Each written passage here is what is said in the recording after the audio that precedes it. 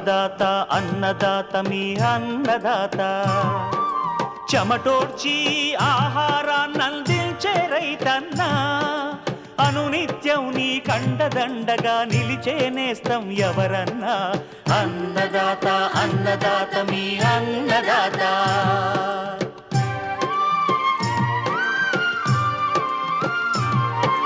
నూతన రీతుల సాగుబడికి నూరింతలు పెరిగే దిగుబడికి సూచనలిచ్చే సస్య రక్షణకు పశు పోషణకి శాస్త్ర విజ్ఞానం అందించి ముందుకు నడిపే తెలుగు రైతు భారతదేశానికి మకుటం అయ్యేలా తీర్చిదిద్దే ఆశయంతో మిమ్ము మేలు కొలిపేది అన్నదాత అన్నదాత అన్నదాత మీ అన్నదాత అన్నదాత అన్నదాత మీ అన్నదాత. అన్నదాత ప్రేక్షకులకు నమస్కారం. ఈనాటి ముఖ్యాంశాలు: మామిడి తోటల సాగులో సత్ఫలితాలు పొందాలంటే రైతులు గుర్తుంచుకోవాల్సిన అంశాలు, శీతాకాలంలో చలిని తట్టుకునేలా ఆకుకూరల యాజమాన్యం, తీపి మొక్కజొన్నలో ఆధునిక సాగు పద్ధతులు.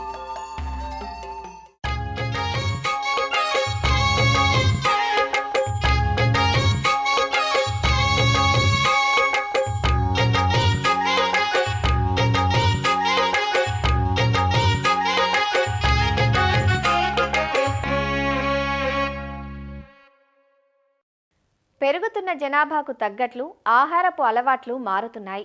మారుతున్న కాలంతో పాటుగానే రిటైల్ మార్కెట్లు విస్తరిస్తున్నాయి. విస్తరించిన మార్కెట్లకు పెరుగుతున్న ప్రజల అభిరుచులకు అనుగుణంగా పంట ఉత్పత్తులను అందించిన వారికి మంచి లాభాలు సొంతమవుతున్నాయి. దీనికి ఉదాహరణే తీపి మొక్కజొన్న. ఒకప్పుడు మొక్కజొన్న తినాలంటే వానాకాలం వచ్చే వరకు ఆగాల్సి వచ్చేది. ఇప్పుడు ఆ లోటును భర్తీ చేసింది స్వీట్ కార్న్. అన్ని కాలాల్లోనూ లభ్యమవుతూ వినియోగదారులకు అన్ని వేళలా అన్ని చోట్ల అందుబాటులో ఉంటున్నాయి. తీపి మొక్కజొన్నను పచ్చి కండగానే కాకుండా వంటల్లోనూ చిరుతిండ్ల రూపంలోనూ అధికంగా వినియోగిస్తున్నారు. తీపి మొక్కజొన్నను పట్టణ పరిసర గ్రామాల రైతులు దఫదఫాలుగా విత్తుకొని మార్కెట్ గిరాకీని అందిపుచ్చుకుంటున్నారు. స్వీట్ కార్న్ నుంచి రైతులు లాభాలను సొంతం చేసుకోవాలంటే రకాల ఎంపికతో పాటు శాస్త్రీయ యాజమాన్యం తప్పనిసరి. ఆ వివరాలు ఈనాటి కార్యక్రమంలో చూద్దాం.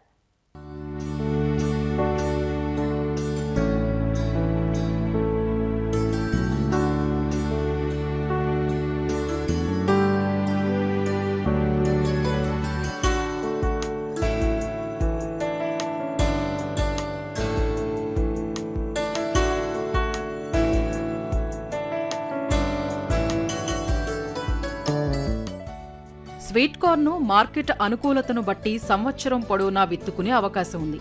తీపి మొక్కజొన్న సాగుకు మురుగునీటి పారుదల సౌకర్యం గల అన్ని రకాల నేలలు అనుకూలంగా ఉంటాయి. నేలను 2-3 సార్లు బాగా దున్ని ఆఖరి దుక్కిలో ఎకరాకు 10 టన్నుల పశువుల ఎరువును వేసుకోవాలి. ఈ పంటలో sugar 75, bright gene, win orange రకాలతో పాటు మాధురి, ప్రియా, అల్మోరా వంటి కాంపోజిట్ రకాలు అందుబాటులో ఉన్నాయి. సాధారణ రకాలు అయితే ఎకరాకు 3 నుంచి 3.5 కిలోల విత్తనం, సంకర రకాలైతే 2 నుంచి 2.5 కిలోల విత్తనం సరిపోతుంది. ఎన్నుకున్న విత్తనానికి తప్పనిసరిగా విత్తన శుద్ధి చెయ్యాలి. ఇందుకోసం కిలో విత్తనానికి 5 మిల్లీలీటర్ల ఇమిడా క్లోప్రిడ్ FS మందును కలిపి శుద్ధి చేసుకున్నట్లయితే తొలి దశలో మొక్కలను ఆశించే చీడపీడల బారి నుండి పంటను కాపాడుకోవచ్చు. ముందుగా నాగలితో బోదెలు చేసుకుని వరుసల మధ్య 60 సెంటీమీటర్లు, మొక్కల మధ్య 20 సెంటీమీటర్ల ఎడం ఉండే విధంగా విత్తనాన్ని బోదెకు ఒకవైపున నాటుకోవాలి. ఈ పంట మొదటి 3-4 వారాల వరకు పెరుగుదల నెమ్మదిగా ఉండటం వలన కలుపును ఏమాత్రం తట్టుకోలేదు. కనుక విత్తిన 2 రోజుల లోపు భూమిలో తగినంత తేమ ఉన్నప్పుడు ఎకరాకు అట్రాజిన్ అనే కలుపు మందును 1 నుంచి 1.5 కిలోలు 200 లీటర్ల నీటిలో కలిపి నేలపై పిచికారీ చేయటం వలన కలుపును నెల రోజుల వరకు మొలవకుండా అదుపు చేయవచ్చు. విత్తిన 30 నుంచి 35 రోజుల దశలో ఒకసారి అంతర కృషి చేసి మొదళ్లకు మట్టిని ఎగదోసినట్లయితే మొక్కలు ఏపుగా ఎదుగుతాయి. భూసార పరీక్ష ఫలితాలను బట్టి ఎరువులను తగిన మోతాదులో వాడాలి. ఎకరాకు 175 కిలోల యూరియా, 150 కిలోల సింగిల్ సూపర్ ఫాస్ఫేట్ మరియు 33 కిలోల మ్యూరేట్ ఆఫ్ పొటాష్ అవసరం ఉంటుంది. యూరియాను 3 సమభాగాలు చేసి విత్తే సమయంలోనూ విత్తిన 30 నుంచి 35 రోజులకు మరియు 50 నుంచి 55 రోజులకు 3 దఫాలుగా వేసుకోవాలి. ఆఖరి దుక్కిలో పూర్తి భాస్వరంతో పాటు సగం పొటాష్ను, మిగిలిన సగం పొటాష్ను 50 నుంచి 55 రోజులకు యూరియాతో కలిపి పైపాటుగా అందించాలి. తీపి మొక్కజొన్న అధిక తేమను ఎంతమాత్రం తట్టుకోలేదు. కాబట్టి విత్తే సమయంలో పొలంలో తగినంత తేమ ఉండేలా చూసుకుని పంట కాలంలో నేల రకాన్ని బట్టి 6-7 తడులు ఇవ్వవలసి ఉంటుంది. సూక్ష్మ సేద్య పద్ధతుల ద్వారా నీటిని ఇవ్వగలిగితే ఒకేసారి నీటిని, పోషకాలను మొక్కలకు అందించే అవకాశం ఉంటుంది. ఈ కాలంలో మొక్కజొన్నకు గులాబీ రంగు కాండం తొలుచు పురుగు ప్రధాన సమస్యగా ఉంటుంది. ఈ పురుగు మొవ్వును కొరికి నష్టపరచటం వలన మొవ్వును పీకితే సులభంగా వచ్చేస్తుంది. దీని నివారణకు విత్తిన వారం 10 రోజుల దశలో పైరుపై లీటరు నీటికి మోనోక్రోటోఫాస్ 1.6 మిల్లీలీటర్లు లేదా 0.3 మిల్లీలీటర్ల క్లోరామ్ ట్రానిలిప్రోల్ మందును కలిపి పిచికారీ చేయాలి. ఇటీవలి కాలంలో మొక్కజొన్నకు కత్తెర పురుగు ప్రధాన శత్రువుగా మారింది. పంట తొలిదశ నుంచే పురుగు ఉధృతిని గమనించటానికి ఎకరాకు 4 లింగాకర్షక బుట్టలను ఏర్పాటు చేసుకోవాలి. విత్తిన వారం 10 రోజుల దశలో ఆకులపై కత్తెర పురుగు గ్రుడ్లను గమనించినట్లయితే వేప సంబంధిత మందులైన అజాడిరక్టిన్ 1500 ppmను లీటరు నీటికి 5 మిల్లీలీటర్లు కలుపుకొని పిచికారీ చేయాలి. తొలిదశలోని పురుగులను నివారించుకోవటానికి లీటరు నీటికి 1/2 మిల్లీలీటరు స్పైనటోరం లేదా 0.3 మిల్లీలీటర్ల స్పైనోసాడ్ లేదా 0.4 గ్రాముల ఇమామోక్టిన్ బెంజోయేట్ కలిపి పిచికారీ చేసుకోవాలి. ఎదిగిన లార్వాలను పంటపై గమనించినట్లయితే విషపు ఎరను వాడుకోవాలి. ఇందుకోసం 5 కిలోల తవుడుకు 1/2 కిలో బెల్లం ద్రావణం కలిపి ఒక రాత్రంతా పులియనిచ్చి మరుసటి రోజు 100 గ్రాముల థయోడీకార్బ్ కలిపి చిన్న చిన్న ఉండలుగా చేసి ఆకు సుడులలో వేసుకోవాలి. కొంచెం ఎండిన పీచు, కండె పరిమాణాన్ని బట్టి కోతకు సరైన సమయమని గుర్తించవచ్చు. గింజలు మెరుస్తూ చేతితో నొక్కితే పాలు కారుతుంది. ఈ దశలో కండెలను కోసి మార్కెట్ చేసుకోవాలి. ఇలా అన్ని యాజమాన్య పద్ధతుల్ని పాటిస్తే తీపి మొక్కజొన్న నుంచి ఎకరాకు సుమారుగా 26,000 నుంచి 33,000 కండెల దిగుబడిని సాధించవచ్చు.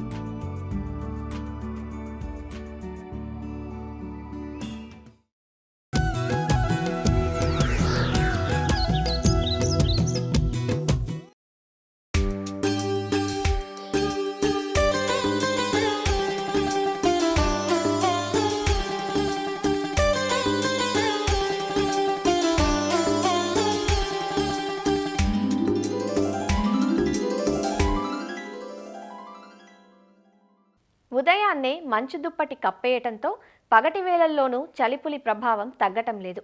ఇతర ప్రాంతాలతో పోలిస్తే ఏజెన్సీలో చలి తీవ్రత మరింత ఎక్కువగా ఉంటుంది.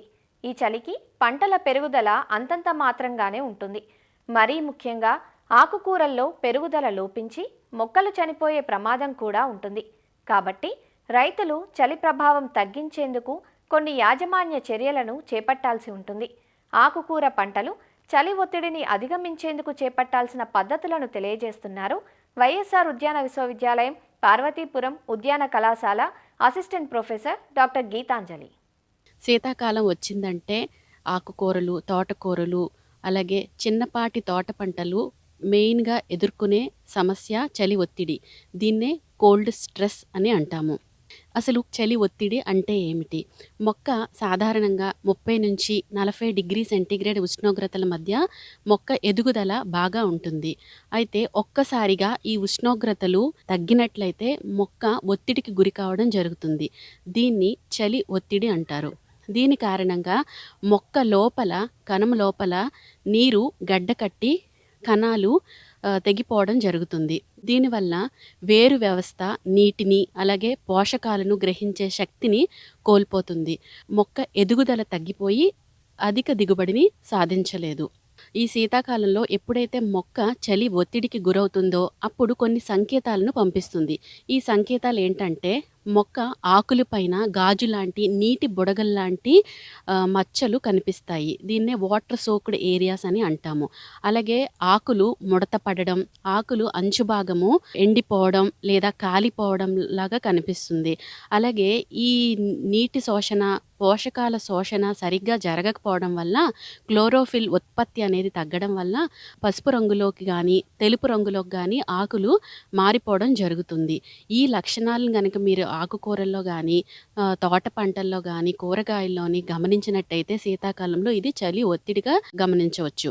ఇప్పుడు ఇలాంటివి గమనించినప్పుడు మనం తీసుకోవాల్సిన జాగ్రత్తలు ఏంటంటే, ముందుగా మల్చింగ్ అనేది తప్పనిసరి.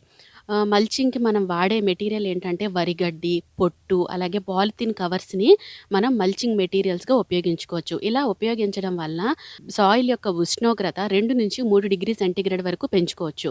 ఇంకొక ముఖ్యమైనది ఏంటంటే రో కవర్స్ తప్పనిసరిగా ఉపయోగించాలి.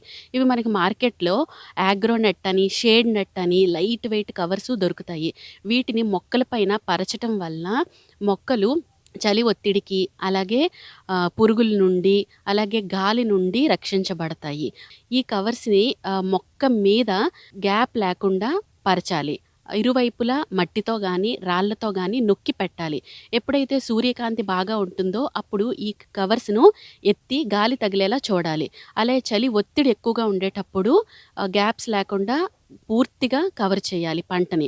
దీని వలన 30 నుంచి 40% వరకు మీ దిగుబడిని పెంచుకోవచ్చు. అలాగే శీతాకాలంలో మొక్కలకి ఎప్పుడూ కూడా వాటర్ని ఉదయం పూట ఇవ్వకూడదు. ఇలా ఇవ్వడం వల్ల చలి తీవ్రత ఇంకా ఎక్కువ అవుతుంది మొక్కలకి.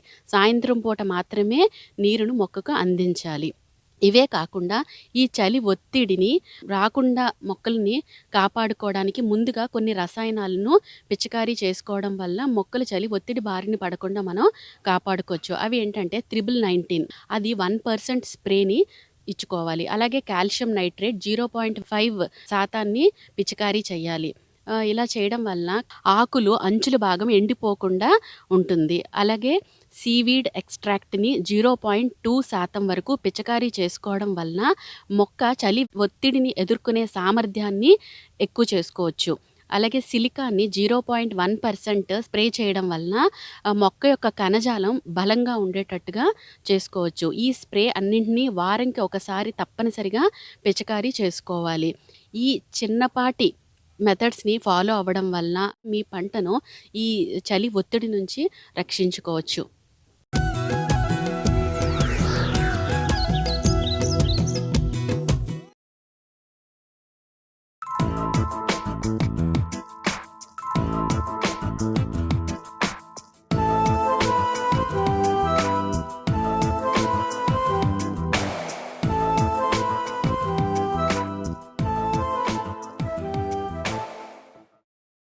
మామిడి తోటల పరిస్థితి ఏటికేడాది అనిశ్చితంగా ఉంటుంది. ఒక ఏడాది కాపునిస్తే మరుసటి ఏడాది కాపునివ్వవు. కాపు ఉంటే ధర పలకదు. ఇలాంటి పరిస్థితుల మధ్య మామిడి రైతులు సంవత్సరానికి 1 ఎకరా తోట నుంచి కనీసం 20,000 కూడా ఆదాయం లేక ఒక్కోసారి నష్టాలనే చవిచూస్తూ దిక్కుతోచని పరిస్థితుల్లో కొట్టుమిట్టాడుతున్నారు.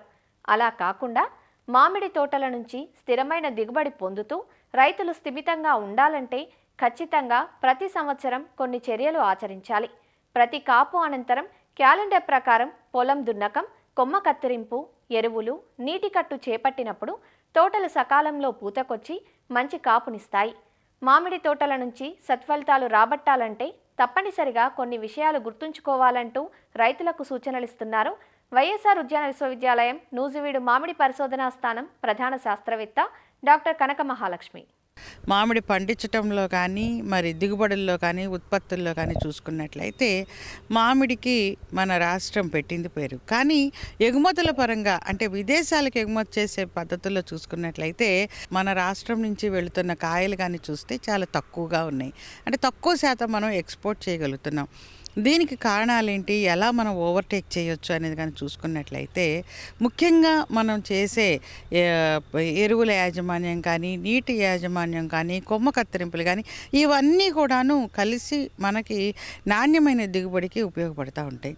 మొట్టమొదట ఎవరైతే రైతులు మనకి కొమ్మ కత్తిరింపులు చేసుకొని ఎండ పడేటట్లుగా కొమ్మల్లోంచి ఎండ నీట్గా వచ్చేటట్లుగా చూసుకున్నారో మనకి అక్కడి నుంచి వచ్చే చిగురు కానీ లేదా అక్కడి నుంచి తర్వాత వచ్చే పువ్వులు కానీ బలంగా వస్తాయండి. కాబట్టి రైతులు కట్ చేసేటప్పుడు ఎలా కట్ చేయాలి రెమ్మల్ని అంటే ఒక 15 సెంటీమీటర్ల వెనక్కి కట్ చేసుకున్నట్లయితే మనకి అక్కడి నుంచి వచ్చే పూత నాణ్యమైనది ఉంటుంది.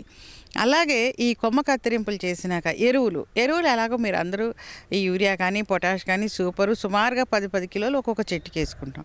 దాంట్లో పాటుగా కంపల్సరీ పశువుల ఎరువు కానీ వర్మీ కంపోస్ట్ కానీ ఒక్కొక్క చెట్టుకి 50 కిలోల వరకు మనం వేసుకున్నట్లయితే మనకి ఆ చెట్టుకి కావాల్సిన సూక్ష్మ పోషకాలు అనేవి వెళ్ళటానికి అవకాశం ఉంటుంది. అలా మనం పశువుల ఎరువు కూడా వెయిట్ లేదు అనుకోండి, అలాంటి వాళ్ళు కంపల్సరీ జింకు 250 గ్రాములు, తర్వాత బోరాన్ అయితే 150 గ్రాములు ఎరువులు వేసేసిన ఒక 20 రోజుల తర్వాత ఈ సూక్ష్మ పోషకాలని మనం భూమి ద్వారా వాటికి అందించవలసి ఉంటుంది. ఎరువుల యాజమాన్యం చేసుకున్న తర్వాత ఈ సెప్టెంబర్ అక్టోబర్ నుంచి మనకి బెట్ట ఇవ్వాల్సి ఉంటుందండి.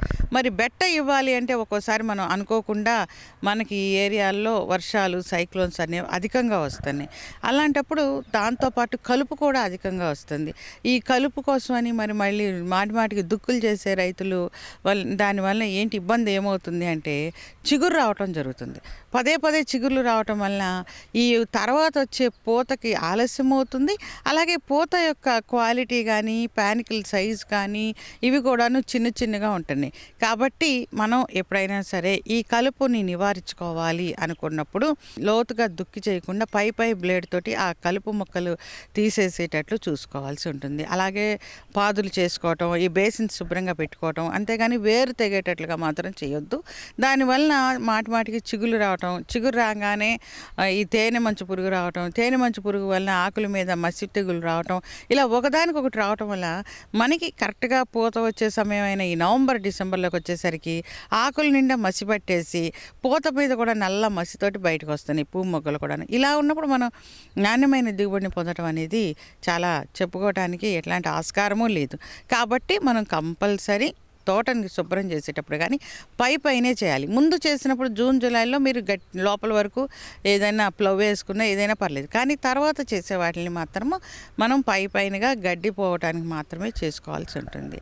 మరి ఇప్పుడు చూసుకున్నట్లయితే నీరు ఎప్పుడు కట్టాలి అని అడుగుతున్నారు. చాలా వరకు మనకిప్పుడు పూత బయటికి రావటం అనేది జరుగుతూ ఉన్నది. చాలా తోటల్లో సుమారుగా 40-50% తోటల్లో మనం పూత రావటం అనేది చూస్తూ ఉన్నాము.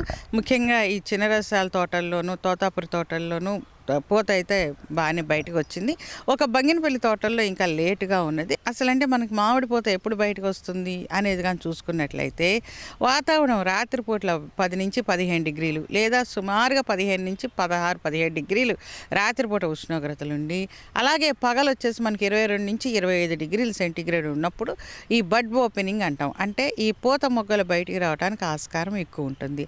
మనకి ఈ వాతావరణం ఈసారి బాగుంది. అలాంటిలో బాగా మనకి రాత్రి ఉష్ణోగ్రతలు చాలా తక్కువగా నమోదవుతున్నాయి. మరి అలాంటప్పుడు మనకి పూత రావడానికి ఎక్కువ అవకాశం ఉంటుంది. ఈ సమయంలో మనం తెగుళ్ళు కానీ పురుగులు కానీ రాకుండా మనం కావాల్సిన తెగుళ్ళ మందును పురుగుల మందును అలాగే న్యూట్రియంట్స్ని అంటే జింకు బోరాను ఇలాంటి సూక్ష్మధాతువులను కూడా కలిపి మనం స్ప్రే చేసుకోవాల్సి ఉంటుంది. అలాగే మనకి చాలా తోటల్లో ఇప్పటికీ కూడాను ఈ పూత అనేది బయటికి రావట్లేదు అన్నప్పుడు పొటాషియం సల్ఫేట్ కానీ 5 గ్రాములు, దాంతోపాటు జింకు 2 గ్రాములు, బోరాన్ 2 గ్రాములు. ఈ జింకు బోరాను అనే ఈ సూక్ష్మధాతువులను వాడటం వల్ల పూత సెట్టింగు పెరుగుతుంది. అలాగే ఈ యొక్క ఆడ పువ్వుల శాతం కూడాను ఎక్కువగా వస్తానికి అవకాశం ఉంటుంది. రెండో దఫా వచ్చేసరికి పూత మొగ్గలు బయటకు వస్తున్నాయి, ఏదైనా రసం పీల్చే పురుగులు కానీ లేకపోతే మరి తామర పురుగులు కానీ ఉధృతి అధికమవుతుంది అనుకున్నప్పుడు దానికి సంబంధించినటువంటి క్రిమిసంహారాలను మనం వాడుకోవాల్సి ఉంటుంది. ఏదేమైనా ఎప్పుడు మనం ఎక్కువగా వీటిలన్నిటితో పాటు వేప నూనెని కానీ గానుగ నూనెని కానీ సర్ఫ్ కానీ కలిపి స్ప్రే చేసుకుంటూ ఉండటం వల్ల ఈ రసం పీల్చే పురుగుల యొక్క ఉధృతిని మనం అదుపులో ఉంచుకోవచ్చు. నీటి యాజమాన్యంకి వచ్చేసరికి చాలామంది రైతులు అడుగుతూ ఉంటారు, ఇప్పుడు నీళ్లు కట్టొచ్చా అంటే మనం ఇప్పుడు ఇది చేస్తున్నప్పుడు జనవరి మొదటి వారంలో ఉన్నాము, ఇప్పుడు నీళ్లు కట్టొచ్చా అని అడుగుతూ ఉంటారు. అంటే మీ యొక్క భూమి యొక్క పద్ధతులను బట్టి మీ దగ్గర కురిసిన వర్షపాతాన్ని బట్టి మనం నీళ్లు కట్టవలసి ఉంటుంది. అంటే ఇప్పుడు సుమారుగా చిత్తూరు ఏరియాలో మొన్నటి వరకు వర్షాలు పడ్డాయి. అలాంటి ప్రాంతంలో మనకి నీళ్లు కట్టాల్సిన అవసరం ఉండదు. మరి అలాగే శ్రీకాకుళం జిల్లాల్లో వాటిల్లో ఇంతవరకు వర్షం లేదు కాబట్టి అలాంటి ప్రాంతంలో పూత మొక్కలు బయటికి వచ్చేసి ఉన్నప్పుడు మాత్రమే పల్చగా నీరు కట్టుకోవాల్సిన అవకాశం ఉంటుంది. మరి ఎక్కువగా నీళ్లు పడితే ఏమవుతుంది అంటే భూమి యొక్క ఉష్ణోగ్రత ఇప్పటికే తక్కువగా ఉన్నప్పుడు ఇంకా చల్లగా అయిపోవటానికి, పూత రావటానికి ఆలస్యం అవటానికి కూడా అవకాశం ఉంటుంది. కాబట్టి నీరు ఇచ్చేటప్పుడు తక్కువగా పల్చగా ఇవ్వాల్సి ఉంటుంది. 1-2 ఇరిగేషన్లు మాత్రము లైట్గానే మనం ఇరిగేషన్స్ ఇవ్వాల్సి ఉంటుంది. అదే కానీ సమ్మర్లోకి వెళ్ళినాక ఫిబ్రవరి ఎండింగ్ మార్చిలో ఉష్ణోగ్రత ఎక్కువ అవుతుంది కాబట్టి అలాంటి సమయాల్లో మనం ఎక్కువ నీరు ఇచ్చుకోవచ్చు. అంతేకాకుండా వాతావరణంలో పొడి వాతావరణం ఎక్కువగా ఉంటుంది. అలాంటి సమయంలో సెట్టింగ్ పెరగాలి అంటే ఈ వాతావరణంలో తేమ శాతం పెంచడానికి కూడా మనం ఇరిగేషన్ ఇవ్వటం వల్ల సెట్టింగ్ అనేది మనకి ఎక్కువగా ఉంటుంది. అలా కాకుండా బాగా బెట్ ఇచ్చేసారనుకోండి, అలాంటప్పుడు ఏమవుతుంది, వచ్చిన పింద వచ్చినట్టు రాలిపోవటానికి అవకాశం ఉంటుంది. సరే, పింద వచ్చిన తర్వాత కొంతమంది రైతులు ఎక్కువ నీళ్ళు కట్టారనుకోండి, సడన్గా బెట్ట మీద ఒక్కసారిగా నీళ్ళు వెళ్ళేసరికి కూడా పిందెలు వదిలేయటం అనేది జరిగి దఫదఫాలుగా చిగుళ్ళు రావటం అనేది అధికంగా ఉంటుంది. సో కాబట్టి ఇట్లాంటి పరిస్థితుల్లో రైతులు వారి పొలాల్లో తేమ శాతాన్ని బట్టి, అంటే ఒక జానెడు తీయంగానే తడి తగులుతున్నట్టు మాయిశ్చర్ ఉంటే మాత్రం నీళ్ళు ఇవ్వవద్దు. ఒకవేళ అక్కడ కూడా బాగా బెట్టగా ఉంటేనే లైట్గా ఇరిగేషన్ ఇవ్వాల్సి ఉంటుందండి. మరి ఇరిగేషన్లు అన్నీ ఇచ్చినాక మంచి నాణ్యమైన కాయలకి ఎలా చేయొచ్చు ఏమిటి అనుకున్నప్పుడు, మనకి పూత పిందెలు సెట్ అయిన తర్వాత కాయలు కొంచెం గోలికాయ సైజు కంటే పెరిగిన తర్వాత ఒకసారి పొటాషియం నైట్రేట్ని, దాంతోపాటుగా ఈ యొక్క న్యూట్రియంట్స్ని, ఈ ప్లానోఫిక్స్ని కానీ అలాగే ఎన్ఏఏ వీటిలన్నిటిని కూడా వాడుతూ ఉన్నారు. ఏదైనా సరే అధిక మోతాదుల్లోకి వెళ్ళొద్దు. అక్కడ వాళ్ళు 0.2 ml అంటే మనం 2 మిల్లీలీటర్లు వేసేస్తున్నారు. అలా కాకుండా 0.2 అంటే 0.2 ml వేయాల్సి ఉంటుంది.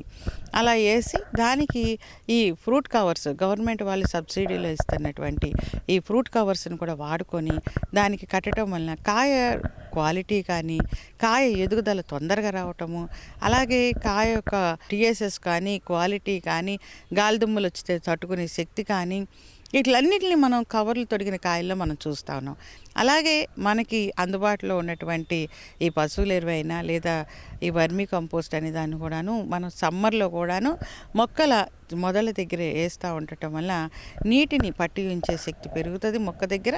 అలాగే ఈ యొక్క సూక్ష్మధాతువులు స్లోగా అందటం వల్ల నెక్స్ట్ వచ్చే క్రాప్ అంటే ఇప్పుడు మనం ఈ కాయలు కోసేస్తాము, ఇమీడియట్గా మొక్కకు మళ్ళీ చిగురు రావటము, ఒక 6-7 నెలలు ముదిరిన చిగురు మీదే మళ్ళీ నెక్స్ట్ ఇయర్ క్రాప్ రావటం అనేది జరుగుతుంది. కాబట్టి మొక్కల్ని ఈ దిగుబడి అయ్యేసరికి క్షీణించిపోకుండా దానికి బలం మధ్య మధ్యలో చేస్తూ ఉండొచ్చు. అంతేకాకుండా మనకి బాగా కాసిన చెట్లు మనకు తెలుస్తూనే ఉంటాయి. అలాగే కొన్ని చెట్లు ఈ సంవత్సరం రావు. ఏదేమైనా సరే అన్నిటికి కూడాను ఒక యూరియా 1 కిలో, పొటాష్ 1 కిలో ఫిబ్రవరి నెలలో, అంటే పింద ఒక గోలికాయ సైజు కంటే పెరిగిన తర్వాత మనం కానీ లేదా ఇచ్చిన రైతులు అంతకుముందు బాగా ఎక్కువే ఇచ్చున్నాం అనుకున్న వాళ్ళు సుమారు అర కిలో యూరియా, 1 కిలో పొటాష్ అయినా సరే ఇచ్చి నీరు కట్టడం వల్ల, అంటే 2వ తడి కానీ 3వ తడిలో కానీ ఎరువుతో పాటు నీళ్లు కట్టడం వల్ల మొక్కకి అందుబాటులోకి వస్తాయి. కాయ ఎదుగుదల తొందరగా ఉంటుంది, కాయ యొక్క క్వాలిటీ బాగా వస్తుంది. పొటాష్ అందటం వల్ల స్వీట్నెస్ పెరుగుతుంది, టీఎస్ఎస్ తొందరగా రీచ్ అవుతాయి, దానివల్ల క్వాలిటీ ఇంప్రూవ్ అవుతుంది. క్వాలిటీ ఎప్పుడైతే మనం పెంచుకున్నామో దాన్ని బట్టి మన యొక్క ఎక్స్పోర్ట్ కూడాను బాగా పెరుగుతుంది. ఎప్పుడైతే ఎక్స్పోర్ట్లోకి వెళ్ళామో 1 టన్ను కాయలు వచ్చేసి ఈరోజు 1,00,000, అంటే సుమారు 90,000 నుంచి ₹1,00,000 వరకు కూడా తీసుకుంటున్నారు. కాబట్టి మనకి ఎక్కువ, అంటే ఒక 4-5 టన్నులు మంచి క్వాలిటీ ఫ్రూట్ తీసుకున్నా ఎకరానికి 5 లక్షల వరకు మనం సంపాదించడానికి అవకాశం ఉంటుంది. మరిన్ని విభిన్న అంశాలతో రేపటి అన్నదాతలో మళ్ళీ కలుసుకుందాం. నమస్కారం. అన్నదాతలు తమ సందేహాలు, సమస్యలను 1800-425-4085 టోల్ ఫ్రీ నెంబర్లో ఉదయం 10 గంటల నుంచి 11 గంటల మధ్య పని దినాలలో సంప్రదించగలరు. ఈ కార్యక్రమాన్ని యూట్యూబ్లో www.youtube.com/annadaata ETV లింక్ ద్వారా వీక్షించవచ్చు.